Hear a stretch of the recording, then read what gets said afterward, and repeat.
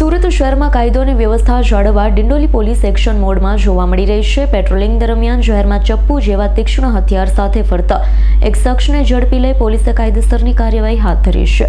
સુરતના ડિંડોલી વિસ્તારમાં પોલીસ દ્વારા નિયમિત પેટ્રોલિંગ દરમિયાન એક શંકાસ્પદ વ્યક્તિની તપાસ કરવામાં આવી હતી। તપાસ દરમિયાન તેની પાસેથી ચપ્પુ જેવું તીક્ષ્ણ હથિયાર મળી આવતા પોલીસે તરત જ આરોપીની ધરપકડ કરી કાયદેસરની કાર્યવાહી હાથ ધરી હતી। ડિંડોલી પોલીસે કહ્યું હતું કે શહેરમાં શાંતિ અને સલામતી જળવાઈ રહે તે માટે આવા असामाजिक तत्व सामे सतत कड़क कार्यवाही चालू रहेशे। मेरा नाम सुनील अशोक कामले है।